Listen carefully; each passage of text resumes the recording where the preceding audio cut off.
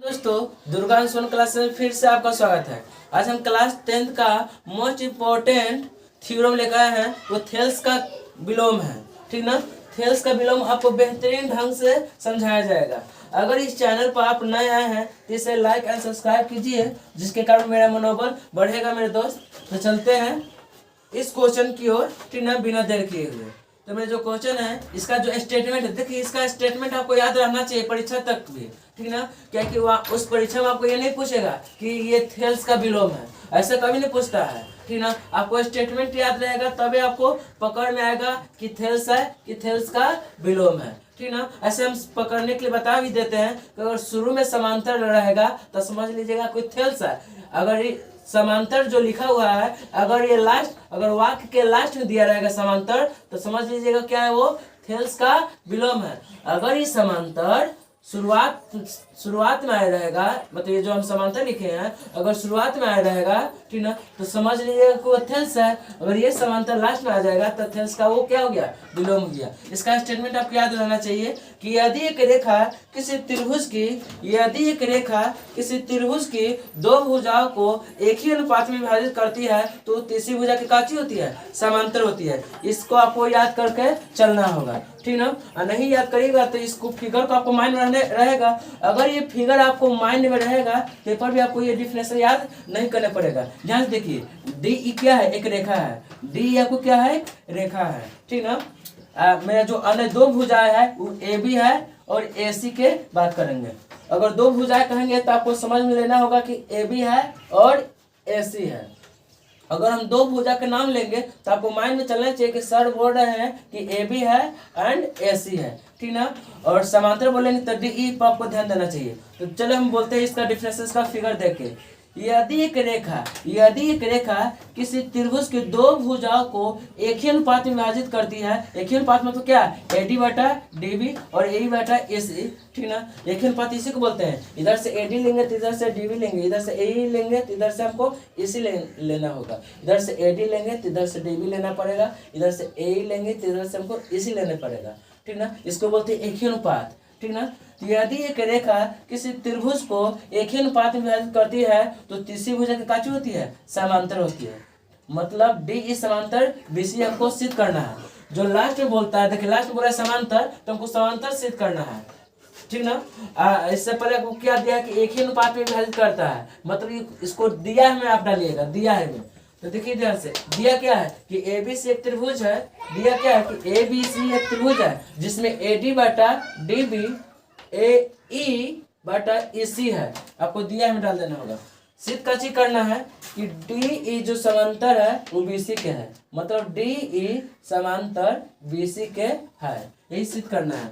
और रचना क्या किए कि जो डी है वो डी को ई बिंदु से मिला दिए। रचना में क्या किए, जो बिंदु यहाँ पर लग रहा है डी को ई डैश से मिलाए, डी को ई डैश से हम मिला दिए हैं। ये रचना में आपको डालना होगा।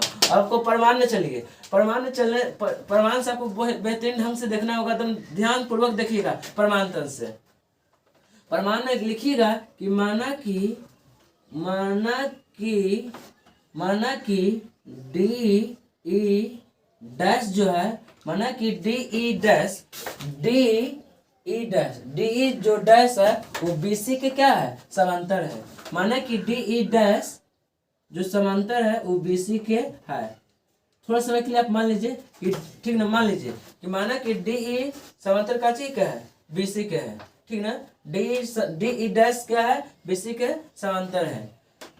चलिए, तो जैसे ही समांतर होता है, जैसे मेरे दोस्त समांतर हो जाता है तो वहाँ पर थेल्स का प्रमेय लागू होता है। अब थेल्स का प्रमेय समझ में करते हैं कि अगर मतलब समांतर रहेगा तो भुजाएं एक ही अनुपात में हो जाएगा। अगर दो रेखा एक दूसरे के समांतर होगा तो उसका जो भुजाएं जो होता है एक ही अनुपात में विभाजित हो जाती है, ठीक ना। ये थेल्स का कंडीशन है, ठीक ना। तो देखिए यहाँ पर काचे हो गया, दो रेखा समांतर हो गया। और जैसे दो रेखा समांतर हो गया यहाँ पे थेल्स प्रमेय के काचे होगा, लागू होगा। तो लागू कीजिए यहाँ से, ठीक ना। इधर से आप ए डी बटा डी बी लीजिए, इधर से ए ई डैश इसी लेना पड़ेगा, ठीक ना, क्योंकि D E dash B C के समांतर है। तो चलिए इधर से हम ए डी बटे डी बी बराबर A E dash E dash सी है, ठीक ना। तो ध्यान देखिएगा, अगर यहाँ पर थोड़ा रफ करके हम बता देते हैं कि रफ आपको किस तरह से आपको बनाना पड़ेगा। जैसे ए बी सी, और यहाँ ये बिंदु जो आप जो डॉट डॉट लिखे हैं वो क्या है आपको डी ई डैश है, ठीक ना। तो यहाँ पर आपको आपने क्या माना कि डी ई जो डैश है वो समांतर है, डी ई डैश जो है वो बी सी के समांतर है। तो इधर से ए डी लिखे हैं, इधर से ए डी बटा डी बी, इधर से क्या लिखना होगा ए ई डैश का ई डैश सी आपको यही लिखे हैं यहाँ पे, ठीक ना। अभी ये वाला लाइन को आप भूल के चलिए, आप ये लाइन को मिटा भी सकते हैं, थोड़ा सा मतलब आपको माइंड में ये मिटा हुआ नजर आना चाहिए, ठीक ना। तो इस बात को आपको याद रखना होगा। जैसे ही भुजा क्या दो भुजा जब समांतर होती है ना, तो भुजाएं क्या चीज होता है एक ही अनुपात में विभाजित होती है। इस कंडीशन को याद रखिएगा कि जैसे मतलब समांतर होता है भुजाएं क्या चीज हो जाता है एक ही अनुपात में हो जाती है। तो चलिए इसको इक्वेशन फर्स्ट मान लिए हैं, ये तो खुद दिया था आपको, ठीक है, ये दिया है, मैं आपको खुद दिया है, इसको इक्वेशन फर्स्ट मान लिए हैं, इसको इक्वेशन हम फर्स्ट मान लेते हैं सेकंड। तो चलते हैं समीकरण फर्स्ट और सेकंड से।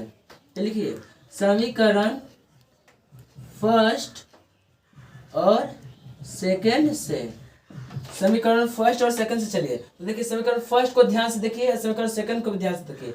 समीकरण फर्स्ट के इस साइड देखिए और समीकरण सेकंड को भी इस साइड देखिए, दोनों मिल रहा है। इधर भी एडी बटा डीवी है तो इधर भी क्या है एडी बटा डीवी है, तो एक दूसरे से क्या हो जाएगा कैंसिल हो जाएगा, ठीक ना। एडी बटा डीवी कैसे हो जाएगा कैंसिल होगा, तो ये वाला एक दूसरे के बराबर होगा, मतलब ए ई बराबर ई सी जो बराबर हो जाएगा ए ई डैश बटा ई डैश का क्या हो जाएगा बराबर हो जाएगा। तो लिख दीजिए ये वाला से ये वाला तो कैंसिल हो जाएगा, ये वाला से ये वाला क्या हो जाएगा कैंसिल होगा। तो आपको बचेगा क्या इधर ए ई बटा ई सी है, ये मेरे दोस्त ई सी है।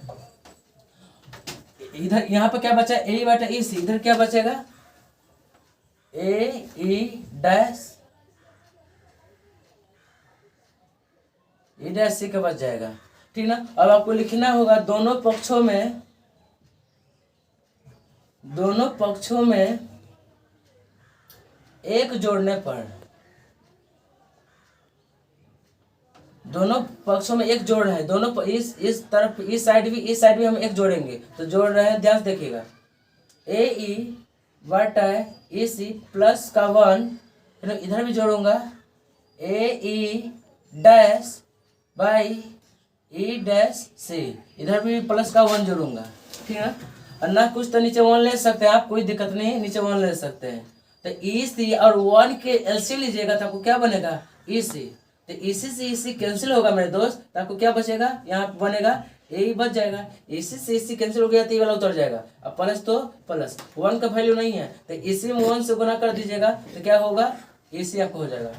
इधर ई डैश सी को एलसीएम ले लीजिए, तो ई डैश सी को एलसीएम लीजिएगा तो ई डैश सी होगा, ई डैश सी से ई डैश सी कैंसिल, तो क्या बनेगा आपको ए ई डैश और 1 का वैल्यू नहीं है तो डायरेक्ट गुना हो जाएगा, तो ये क्या हो जाएगा ई डैश सी, ई डैश आपको सी हो जाएगा। और ध्यान से देखिए A E plus E C, A E plus E सी, तो ध्यान से देखिए A E plus E C, A ई और ई सी मिलकर ए सी का निर्माण कर रहा है। मतलब कहने का अर्थ है कि ए ई प्लस ई सी का जगह पर हम काची लिख देंगे ए सी, नीचे क्या है मेरा ई सी ऑलरेडी है, अब बराबर है तो बराबर। यहाँ पे भी ध्यान देखिए A dash A E dash plus E C, E dash C, A E dash plus E dash C, चलिए ध्यान से देखिए A E dash plus E dash C, तो देखिए A E dash E dash सी भी मिलकर काची का निर्माण कर दिया ए सी के ही, ध्यान से देखिए ए ई डैश सी दोनों मिलकर क्या का निर्माण कर रहा है मेरे दोस्त ए सी का ही निर्माण कर रहा है। तो इसको इसका भी जगह पर इसका भी हम प्लेस पर क्या लिख सकते हैं ऐसे A E dash plus E dash C का जगह हम क्या लिख सकते हैं ए सी, नीचे मेरा क्या है ई डैश सी, तो ध्यान से देखिए ए सी से ए सी कैंसिल हो जाएगा, ठीक ना। तो ए सी से ए सी कैंसिल होगा तो यहाँ पर क्या बचेगा मेरा 1 बच गया, नीचे क्या है मेरा ए सी, इधर क्या है मेरा 1 और नीचे क्या मेरा बचा हुआ है मेरे दोस्त तो ई डैश सी बचा हुआ है, ठीक ना। यहाँ पे AC बचा, यहाँ पे ई डैश में, यहाँ पे हम तिरछा से गुना कर दे रहे हैं, क्रॉस दी मल्टीप्लाई यहाँ पे गुना कर रहे हैं। तो बोलिए आप ध्यान से देखिएगा, 1 में EC से गुना करिएगा तो आपको क्या बन जाएगा, EC बनेगा। गुना करिएगा तो क्या बनेगा, EC। 1 में EC से गुना करिएगा तो क्या बनेगा, EC। अब बराबर है तो बराबर। अब 1 में ई डैश सी से गुना करेंगे तो मेरे दोस्त क्या बनेगा, ई डैश सी, ठीक ना। तो देखिए यहाँ पर तिरछा से गुना हुआ, क्रॉस दी मल्टीप्लाई किए हैं। चलिए 1 में इसी से गुना किए तो इसी आ गया, और 1 में ई डैश सी से गुना किए तो मेरे दोस्त ई डैश सी आ गया।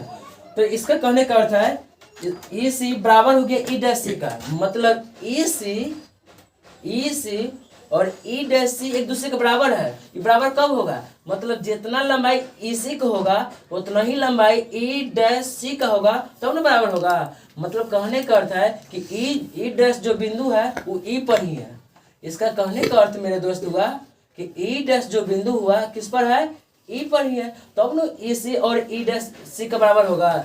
हम तो मान के चले हैं कि बिंदु यहाँ पे है, लेकिन रियलिटी में जो बिंदु है यहाँ पर हो गया है। अभी मेरा जो यहाँ पर आया है, इसके इस स्टेटमेंट से हमको, इस कथन से हमको पता चला कि ई डैश जो है वो ई पर ही है, मतलब ई डैश ई पर हो जाएगा, ठीक ना। तो काची हो जाएगा, D E dash D E पर काची हो जाएगा, समानुपाती हो जाएगा। मतलब डी ई जो डैश है, डी ई डैश और डी ई एक दूसरे के काची हो गया, संपाती हो गया।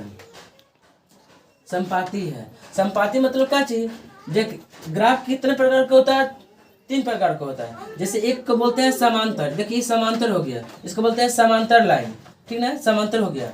और ये क्या होगा, एक दूसरे के कट है ना, कट मतलब प्रतिच्छेदी, इसको बोलते हैं समांतर, इसको बोलते हैं प्रतिच्छेदी। और एक ये हुआ, और इसी पे एक और चढ़ जाएगा, इसी पे एक और आ जाएगा तो क्या बोलते हैं, संपाती। एक पर एक चढ़ा हुआ को काची बोलते हैं, संपाती। एक पहले से है, एक और इस पर आ गया है, ठीक ना, मतलब एक हाथ इस पर है और एक और इस पर आ गया है, तो काची बोलेंगे, संपाती, ठीक ना। तो काची हो गया, डी ई डैश डी पर काची हो गया, संपाती है। और जैसे ही संपाती हो गया तो मेरे कहने का अर्थ है, यहीं पर आपको सिद्ध हो गया कि डी ई जो समांतर है वो बीसी है, ठीक ना। क्यों है, प्रूफ यहीं पर आपको हो गया, काहे हुआ डी ई समांतर बीसी क्यों हुआ, क्योंकि मेरे दोस्त डी ई जो डैश है, अभी मान के चले हैं, ठीक ना, कि डी अभी बराबर है ना, तो इसलिए बराबर हो जाएगा। जैसे डी ई और डी ई डैश क्या है, दोनों एक दूसरे का लाइन, दोनों जो लाइन है, ये वाला लाइन, ये वाला एक दूसरे के बराबर हो गया। तो बराबर जैसे ही होता है तो ये आपको प्रूफ हो गया कि डी ई जो समांतर है वो बीसी का है। उम्मीद हुआ होगा कि आपको ये वीडियो समझ में आया होगा। Thank you for watching my video.